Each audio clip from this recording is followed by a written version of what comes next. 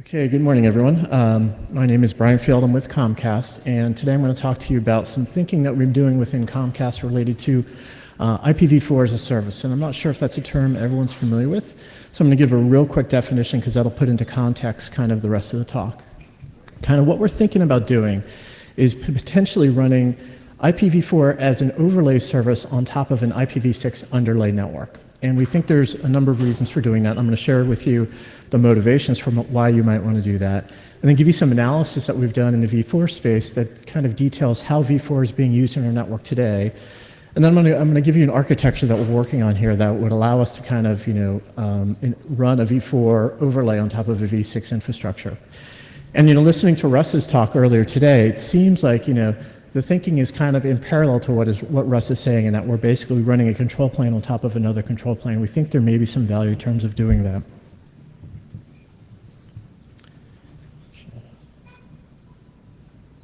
Let's see. I always have problems with these things. Green one. Oh, green one. Thank you. All right. So I'm going to start off with the really highly scientific graph here, which basically shows, the relationship between v4 and v6 traffic in our network today. And clearly we're way on the left-hand side of this, right, where we've got significantly more v4 traffic than v6 traffic. But at some point in the future, we will transition where we'll have more v6 traffic than v4. And so what we're starting to do is we're trying to think about, what might we want our network to look like after we've transitioned to where there's more v6 traffic than v4. Do we want it to look the same?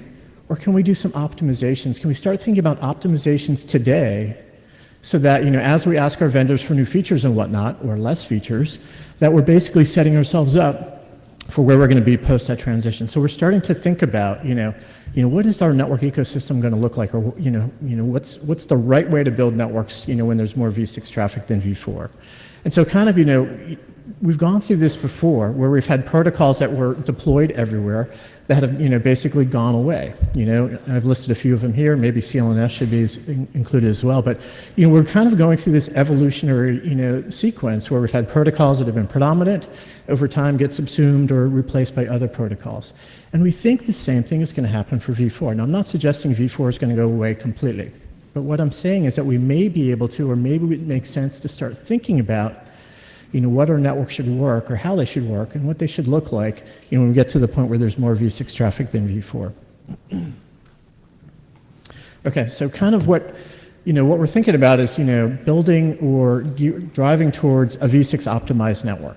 And so again, the thinking here is that, we're not going to be, lifting all of our v4 traffic on top of a v6 infrastructure today, but in the future, what might that look like? And so I'm going to give you a couple of concepts here to give you an idea as to how we think we're going to baby step in that general direction. The first one is this concept of a lean core. And so you can think of it as being a network where it's still dual stack, but what you're doing is you're looking to reduce the types of features that you've got there, and you're reducing the size of the FIB. We think there's a value in terms of eliminating complexity by eliminating features that you're using, and that there's probably some significant cost savings if we can reduce the size of the FIB. Right? Today we buy routers with millions of entries for FIB for v4 and v6. And I'm going to share with you some data that basically says we're wasting a lot of money in that space. All right, so kind of we're initially thinking about transitioning our network to this lean core sort of concept.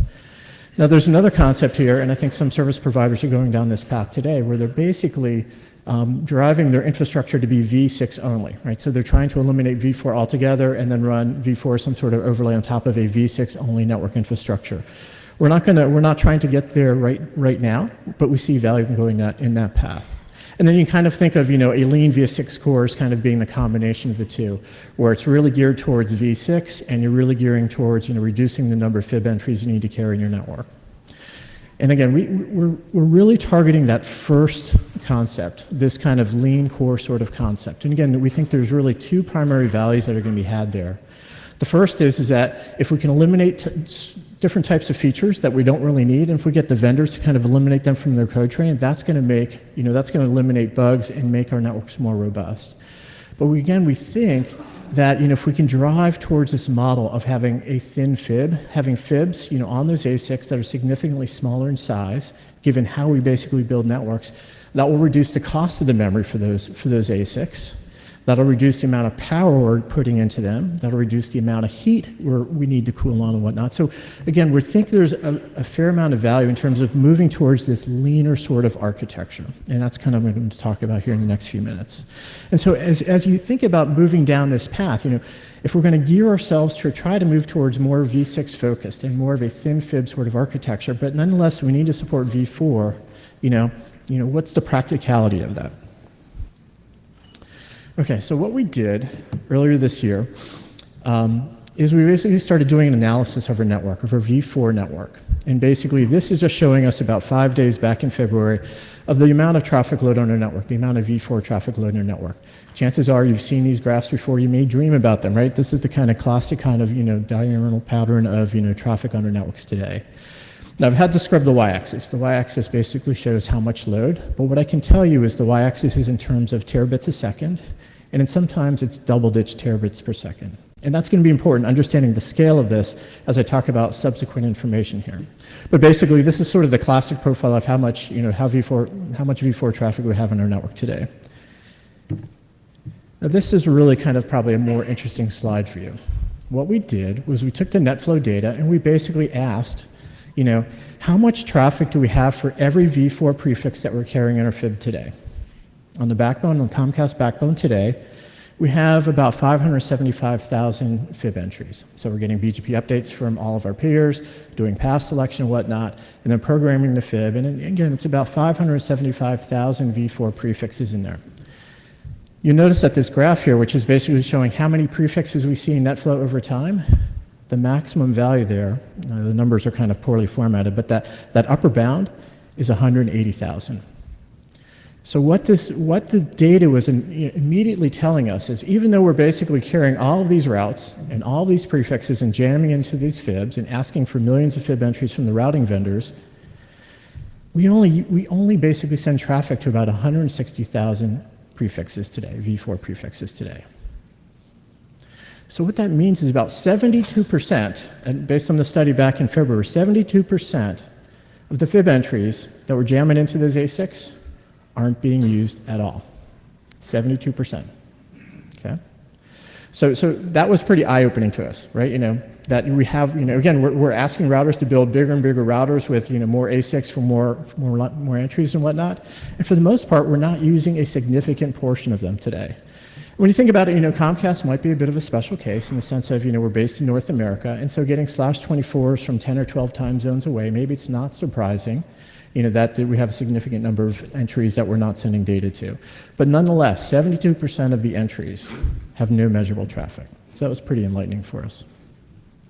So the next thing we want to do is kind of dig in a little bit more details as to those 160,000 prefixes. Those prefixes that did have measurable traffic, what do they look like? Do we have like a uniform distribution of traffic to the ones that do have measurable traffic, or is it exponential in some way as well? Okay, so this is detailing just those 160,000 prefixes. And basically, this is what we effectively did. Think of, getting 160,000 prefixes where for every prefix you have a certain amount of load, and sort them. And then what you do is you basically go to the prefix with the most amount of traffic, and you start working your way down, adding up the amounts of load until you get the number of prefixes that account for 90% of the load, okay? And so what that 90% point means, and that's going to be the number about 3,200, basically what that is telling us is that on the Comcast backbone, to carry 90% of the V4 load, I only need 3,200 prefixes. Now that's a mix of Comcast prefixes and internet prefixes, and so the green line basically shows how much of that is made up of Comcast prefixes versus internet prefixes. So in order to carry 90% of my V4 load in the underlay fib, I would need about 3,200 prefixes. About 2,300 of those would be Comcast prefixes, and about 900 would be internet prefixes. Again, think about this. We're buying line cards with 1 million of entries for fibs, and a significant portion of the traffic is handled by a very small number of prefixes. Now this is the 90% point. So if I was going to think about building an overlay and an underlay, and I was going to carry 90% in the underlay and 10% in the overlay, well, remember that first slide I showed you, that first graph I showed you where I mentioned double-digit terabits per second? So 10% of double-digit terabit per second still results in terabits per second. So maybe not quite ready to do that yet, because again, part of what we want to do here is transition this into an overlay that's based on cloud infrastructure. That's a key part of what we want to do here. So if you look a little bit further to the right, basically what we did was we identified the 99% point. And again, it's the list of prefixes sorted, from most to least, and basically identifying how many prefixes carry 99% of the load. And it turns out that you only need about 26,000 prefixes, at least from the Comcast view of the world. You only need about 26,000 prefixes to carry 99% of the load in the Comcast network. And about 6,000 of those, of the 26,000 are Comcast prefixes, and about 20,000 now are internet prefixes. Okay, so it seems, at least to us, that this is pretty enlightening. That again, we're building, you're asking these vendors for huge amounts of memory to store huge amounts of fib entries for v4, and we're not using most of it. And you know what? Remember that very first graph, which is basically showing over time that we're going to have more v6 traffic to v4. Do we want to continue going down this path, or can we do things more efficiently? And so our thinking is, maybe we need to rethink how we're doing our networks here. Okay, so I've kind of summarized it here. Again, 575,000 v4 fib entries, 72% don't carry any traffic at all, or don't pull any traffic at all. And then out of the ones that are pulling traffic, basically 99% of the traffic load is identified by about 5% of the prefixes that we're putting into the fib. So there's a huge amount of waste. And then kind of thinking of it the other way, we have 550,000 or 549,000 prefixes that exist that only carry 1% of the load. Okay? So what we think is doing IPv4 as a service is in fact practical today. Okay? Maybe not for all v4, but we think we can make a substantial reduction in terms of how many entries we need to put into the fib by lifting a significant portion of the v4 prefixes out of the underlay network and into an overlay sort of network that's built on cloud infrastructure. Now that's not going to help us today, right? We've already purchased routers that can handle all these fib entries and whatnot. But what it can do is allow us to kind of validate that this approach makes sense, and that this approach scales and is in fact robust, right? And this is sort of, again, what I think Russ was hinting at is these overlays of control planes. This is kind of what we're thinking about doing as well. So this kind of allows us to kind of validate this approach so that we can go back to the vendors and say, you know what, we would really like, a v6 focused platform, and we don't need as much memory on those line cards because it is practical to build an overlay today. And the other value here is that not only does it help send a message to the existing vendors, but maybe it also lowers the bound for new people to get into this space in terms of building forwarding infrastructure as well. If we can reduce what they need to do to become part of a big service provider network. Okay? All right, so basically, I've given you a little bit of motivation here, as to why we think, moving down a v6 focused network makes sense. I've given you some analysis here as to kind of how v4, at least from our perspective, how we see it being used in the network today. And now I'm going to talk about, the mechanisms for, how we might build an IPv4 overlay network. Okay, so many, many different ways you can do this, and I'm only going to talk about two technologies. And these are really two technologies that were of interest to a number of folks within Comcast. And I'm not going to go into detail here because I believe these two technologies have been talked about both here in NANOG and IETF and elsewhere in a lot of detail. So I'm going to talk to you about these from two distinct ways. And when you think about building an overlay network really consists of two pivot points, the technology. The first is how you do encapsulation. So how do you take, in our case, a v4 packet and map it into a v6 packet? And so there's differences between how MAP-E, MAP-T, and Lisp work in that sense. And so, the classic way you do encapsulation, and this is the way MAP-E works and the way Lisp works, is where you take a v4 packet and you basically totally encapsulate that v4 packet inside of a v6 packet with a v6 header. MAP-T works a little bit differently. MAP-T works in the sense of what it does is it basically looks at the v4 header and synthesizes a new v6 header. So it basically looks at the information, the address fields in the v4 header, and basically derives what the corresponding v6 addresses should be. And so what's on the wire for MAP-T is in fact slightly smaller than what you'd see for MAP-E or Lisp, because it's not doing full encapsulation. It's basically taking the v4 payload and then slapping a v6 header on top of it. There's no v4 header there. So that makes the MAP-T approach simpler than MAP-E or Lisp, in the sense it's simpler that it's smaller. But encapsulation is just one part of this. The other part of this is how do you determine when you encapsulate the packet, how do you determine where to throw that packet to? What's the endpoint at which you're going to send it to? And so this is where the map solutions tend to be different from Lisp. The map solutions tend to be more provisioning based, more set of rules that you basically apply to the border router, the home gateway in advance, which basically give it the information it needs to know to determine what the remote endpoint to send a packet to. And Lisp, and I'm going to use a slightly different term now, classic Lisp does something else, where they've got a control plane that's kind of based on DNS. Again, I'm not sure if people are familiar with kind of classic Lisp in the sense of, it proposed a mechanism much like DNS where you do a lookup for a packet or for an address to determine, what the remote endpoint was going to be for it. So classic Lisp does this kind of DNS kind of recursive sort of lookup to find, the remote endpoint in which you should be sending the traffic to, and it does some caching and whatnot to make that efficient and some probing to deal with, endpoints going away. So the two differences, between these technologies, again, encapsulation and what the mechanism is you're using to determine the remote endpoint to. In our case, we wanted to go down the Lisp path. We thought Lisp was the promising path. So the rest of the talk is going to be talking about the Lisp solution, but with a twist.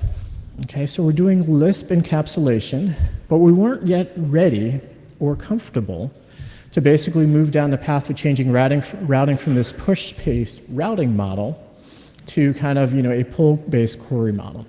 So what we did was we took our Lisp implementation that we got from Dino, wherever he might be, and we basically coupled it together with routing.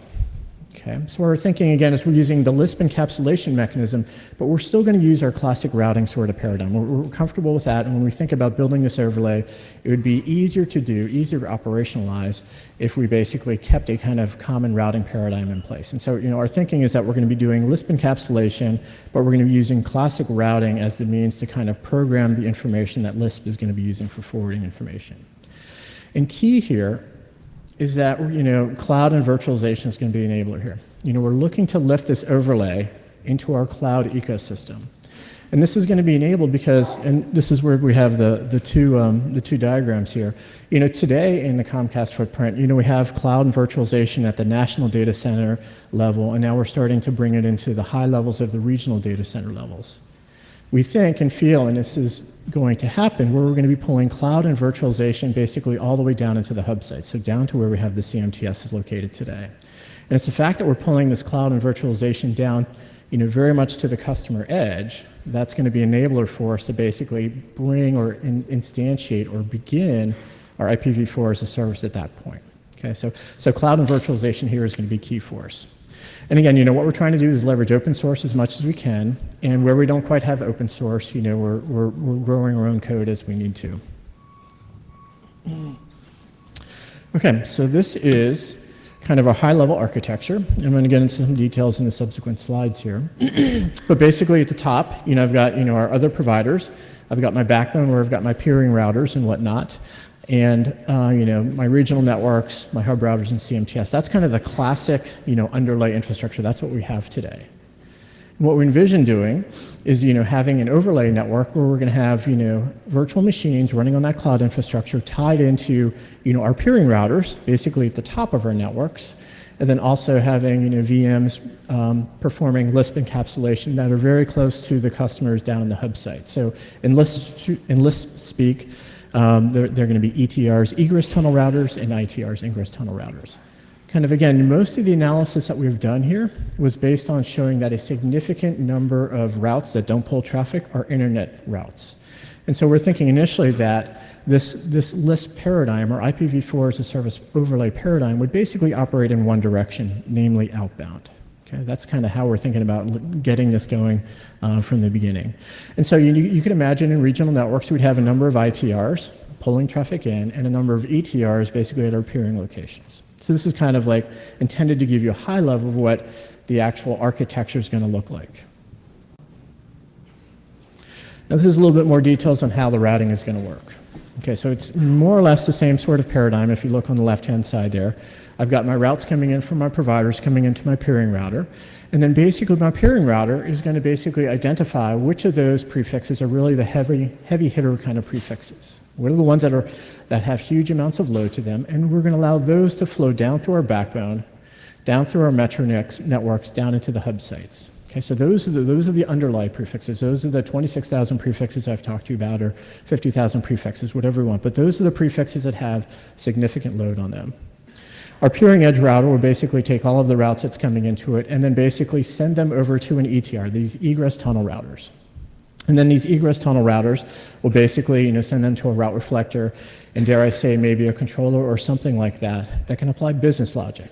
And again, this is sort of where it ties into what Russ was talking about, right? We've got this overlay control plane and this business logic that sits on top of that. That's sort of embodied here, though I didn't split it out specifically. But we've got something acting at the control plane, doing some sort of route reflection or whatnot. Maybe it's doing something more sophisticated than that. And then it's sending those routes down to the ITR, down into each of the hub sites or each of the regional networks. And then what that ITR is going to do is going to inject a default. And so what you can imagine here is that, I'm going to be allowing those heavy hitter prefixes coming down, and that's where my knobs are, right? By the prefixes that I'm allowing to come down in the underlay, that's going to dictate what flows over the underlay or what gets pulled in over the overlay itself. Okay. Now, what I'm proposing here is, effectively, we want to build a v4 overlay on top of v6. So logically, when you think about it, I want a v4 prefixed with a v6 next hop. That doesn't exist today. Now, I know there's an internet draft out there somewhere, some form, that is basically proposing exactly this, to basically allow you to specify a v4 prefix with a v6 next hop. As far as I know, there's not publicly available code to do that. Now, what we wanted to do, and this is going to tie into some of the other thinking that we've shared here in NANOG in the last couple of years, is that we think there really is value moving control planes for new kinds of technologies away from classic BGP, bits and bytes and TLVs, to instead use JSON. And so it turns out, and I think it was the Google guys, not the Google guys here before me, but someone from Google or a set of folks from Google have written something called EXA-BGP. I don't know if folks are familiar with it. It's pretty slick. What EXA-BGP allows you to do is to basically speak classic BGP to, say, a classic BGP component, but on the other side, it can spit out BGP information in JSON. Okay, and that's basically what this is showing us. This is basically the EXA-BGP code here in JSON. It's a BGP update. You'll recognize all the information here, but it's represented in JSON as opposed to classic BGP TLVs. And the beauty of it being in JSON is the following. The beauty is that it's very easy to extend this, right? It's very easy for me to add new attributes, new information that may not be part of classic BGP, but allows me to experiment or test out new ideas. Again, back to Russ's experimental sort of concept.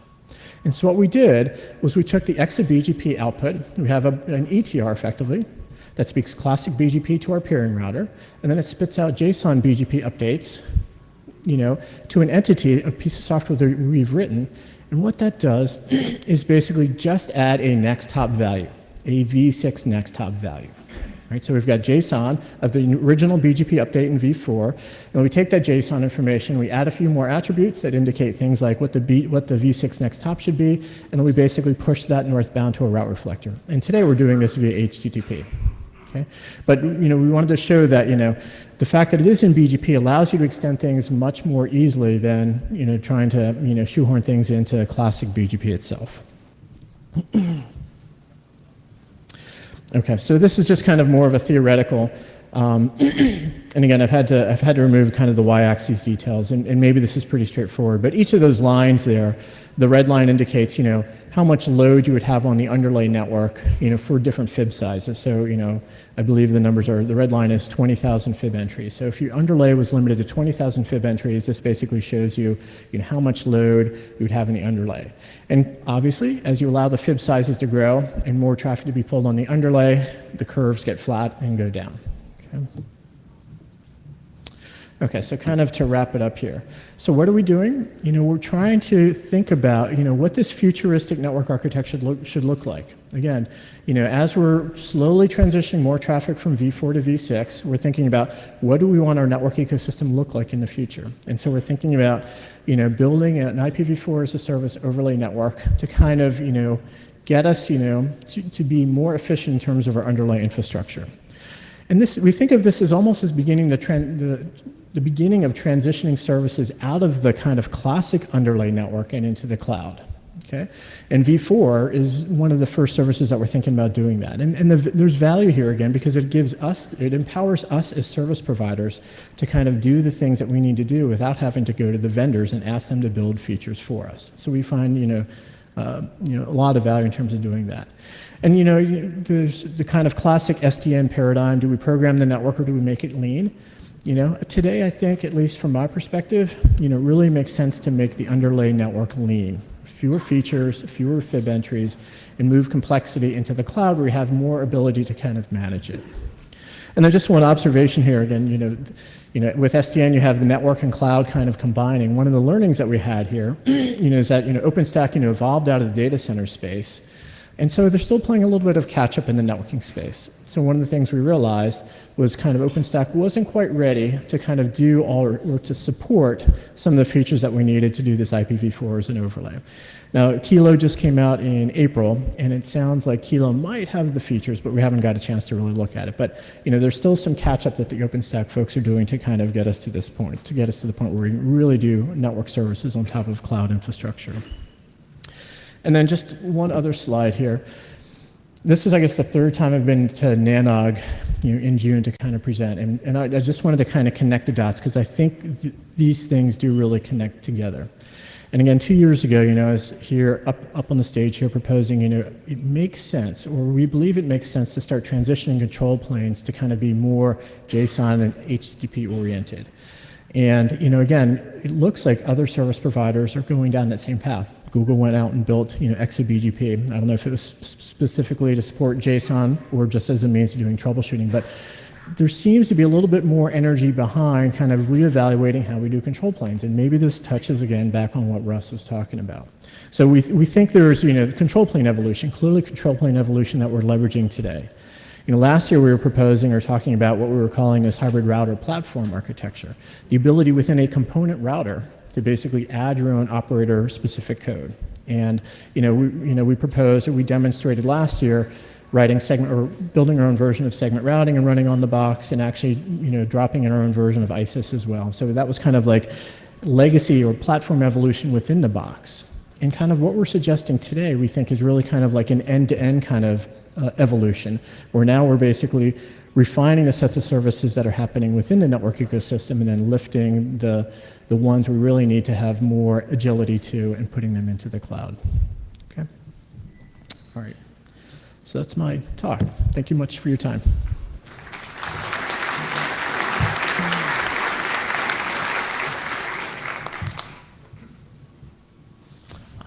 Go on. Hi, Brian. Alan Durant from ICANN. I would like to make a comment and a question then for you. The comment is about a very futuristic technology that was made in 2009. It's in RFC 5512 and 5565 that talks about how you can have an AFI and a SAFI in BGP that are different address families. So it was then done because some of our friends from CERNET in China had an IPv6 only backbone, and they wanted to route BGP for the IPv4 universities. So the first one described the AFI, SAFI, and the second one described a framework, and now this is all done. Okay. How is this implemented in the various vendors? I'm not quite sure about. Different vendors have done different routes there, but right. The actual technology exists. It has been implemented, at least in China. Okay, great, thanks. The second is a question. It's about the number of prefixes. How many prefixes do you foresee in an IPv6 mostly world?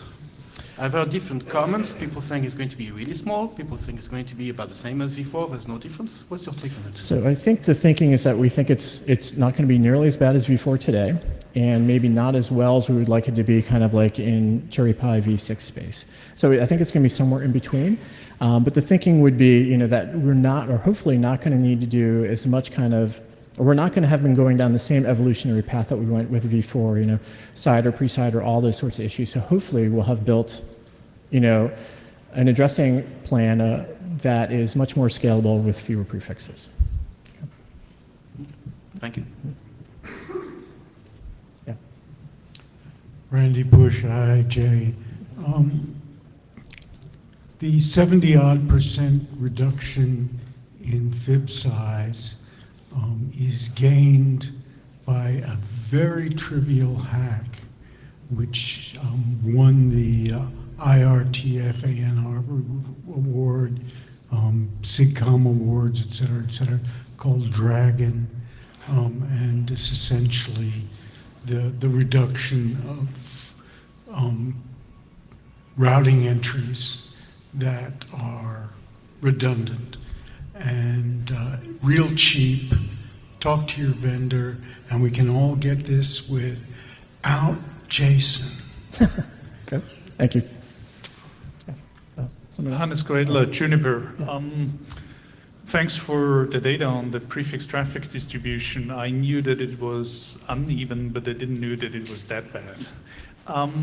A question to you, actually. Do you think it would make sense to build forwarding planes entirely different and incorporating memory hierarchies? I mean, the reason why fibs are so expensive today is because we are using SRAMs in order to produce 2 million fib entries. And just take a look at your laptop, right? There's a hierarchy of memory. There's L1 cache, L2 cache, DRAM. Do you think it would make sense to build in memory hierarchies in forwarding engines as well in order to tackle the cost problem there? Yeah, it may, and I think it depends, in terms of how we were going to take the network moving forward. How much of the services do we want to put into the cloud makes sense to put into cloud? How much of it we need to remain in the underlay network itself? So certainly it couldn't hurt to continue or look at those technologies. Because on the locality thing, I mean, we have the problem not just for V4. We see the same thing on certain GRE tunnels, certain MPLS entries, certain V6 routes, also having those power law distributions. Right. And again, I don't know if with Russ again what he was saying, with the centralized controller and whatnot. And I'm not suggesting we go down that path, but I think there's a desire from service providers, to kind of have more ability to manage kind of what's happening in the network, and in the process, can we eliminate what's happening there? And so the paradigm. When I was thinking about this, it's as if even with the hierarchical stuff, it's like. We're asking the vendors to build like a concrete highway to every Taco Bell, 7-Eleven, and Pizza Hut that's going to be made in the entire world. And for the most part, we're not using most of those lanes because you go to the Pizza Hut nearby, right? So we can maybe solve this via other mechanisms. But again, I question, is that the right paradigm, or do we think about solving it differently? But I'm not saying not to investigate that path. Okay, right, point taken. Thank you. Yeah. Jeff Houston, APNIC. Look, I was kind of curious about your comment about FIB. And I'm kind of wondering if it's the size or the speed that is really the issue with FIB. And the cross point is the cost then, right? Well, cost, number of gates, that size. Right. Speed is something that's really hard to buy. Right. Because at some point you just can't go any faster. Right. And realistically, is speed the problem here as distinct from size? So I think it's the two combined together. Okay. And in V6, when in essence you're going to use 128-bit wide fib entries, which is 4 times the size. So hopefully we've got many more fewer entries in the fib, right? 4 times fewer. Well, good luck. Thank you. Yes. I was Phil Rosenthal from IS Prime. I was wondering if you had given any thought to I don't know how many people in the room remember the SQL slammer worm a decade ago. In a case where you have something like that, where you're now sending packets to every single IP address on the internet at random, what happens when you're now, you no longer have, really fast SRAM for processing, that? Right. Yeah, we haven't looked at that. So. Oh, I'm sorry. Yes. Paolo Lucente, speaking with my PMSCCT.NET hat. I wanted to thank you for sharing the results of your IPv4 prefixes analysis. With David Barroso from Spotify, we did present recently a similar analysis that we did, but of course from the Spotify network. So it was very interesting to see that both from a content provider and from eyeballs providers, I would regard Comcast and eyeballs provider, we have very similar results. So I was tending to think that the very low entries that we did see, so the 99% was 16K prefixes. I was thinking that's because it's a content provider with Anycast and things like that. But actually you come up with very similar results. So that is very interesting. Great. I think there was nothing like that public before, so very good. And I have a second comment, which is you mentioned the ExaBGP. I wanted just to make the attribution right. So ExaBGP is from Thomas Manjing from Exa Networks in the UK, and Okay. absolutely not from Google. Okay, thank you. Thanks.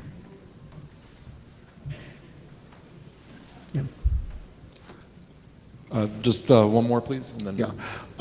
Bill Goldstein, retired from AT&T, but here on my own, representing only myself. First, forgive perhaps a dumb question to a very smart presentation.